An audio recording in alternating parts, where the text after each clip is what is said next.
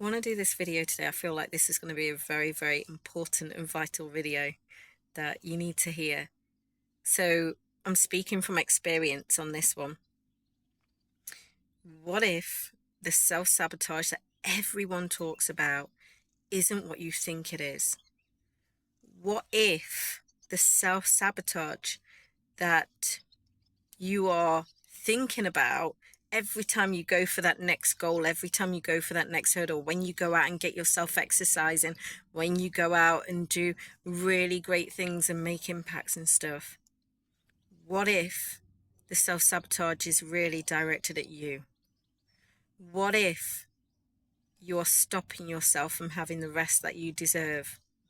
What if that the self-sabotage is actually that you are not replenishing yourself in the right way? What if the self-sabotage is stopping you from looking after yourself? What if the self-sabotage isn't really that goal that you are meant to be going for, but is actually you, looking after you? As much as we can have all these accolades, all these things, these mean nothing. Nothing. Especially to me, they don't mean anything to me. It's great to have and it's absolutely lovely, and I do celebrate them, but they mean nothing to me. They mean nothing to me if I am breaking down, if my family are breaking down, if everything's breaking apart. It means nothing to me. But it used to mean everything to me. Because I have a competitive streak, right? And when you have a competitive streak, you'll do everything. You'll create things, you'll make things, you'll set up things and it's sometimes very difficult, or it can feel difficult to come out of that pattern, because it is a pattern.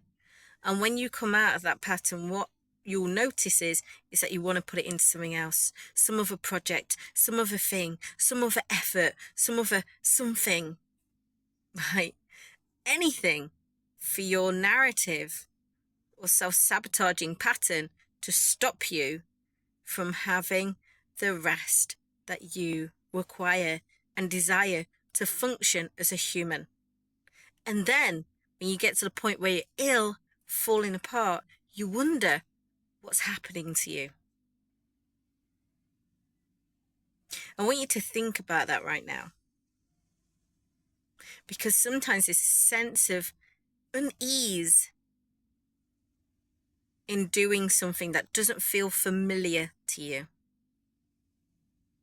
And what doesn't feel familiar to you right now is to feel safe in life. Especially when people go, oh, you're playing small, you're playing too safe, you're playing this, right? But that can stop you from actually feeling safe.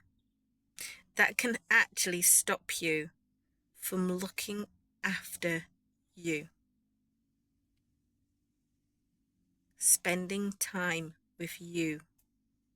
Focusing on you. Because by focusing on you, you're able to go and focus on the things that really matter to you. Your family, your kids, your life, your business. You soften them in a different way. It's not weakness. And this is what is a taught premise. If you're not doing it all, having it all, being it all, equal, then you're weak. If you show you're vulnerable online, anywhere, you're weak. And this is what brings up this level of anxiety within people. And it's not an anxiety, really. It's a mask. People are wearing a mask and they don't show it. And when they show that that's not who they are anymore, they face criticism from other people. Because it's normalized. It's normalized to see fitness instructors doing 30, 40 hours a week, and think, oh my God, they're so fit. You're doing amazingly wonderful. but their hair is falling out and they're on loads of supplements and stuff. It's normalized to see the athlete, right, who's got really kind of like going for it. I know these patterns because I've been in the fitness world. Really going for it, right? Going for it. So fit, wonders when they get ill because they're doing too much. The body can't handle it, right? The body's overexerted itself. And we cheer these people on. These people are psychologists for a reason, right? Psychologists exist for these people, for athletes, for people who are top of their game for a reason. So they can hold it together. Because everyone needs to hold it together. Hold on for dear life. No one dare ever let go. Because sometimes we are running on someone else's story and someone else's pattern. And it feels alien to us and it's not familiar to us to actually feel safe and be in a safe environment. And that doesn't mean you take your foot off the gas and you don't do fuck all anymore. That's rubbish. Because we're all human here. But the most important thing is that we all tend to ourselves and make sure we nurture ourselves in such a way that we're able to nurture other people. That's important. So I'm going to leave it there for today. Let me see how many minutes I'm on. I'm going to leave it there today to have you think about, just have a think about where you are sabotaging yourself. Not sabotaging yourself by pushing through that forward, reaching my best, highest potential, because your best, highest potential might actually be the thing that you are sabotaging. Speak soon.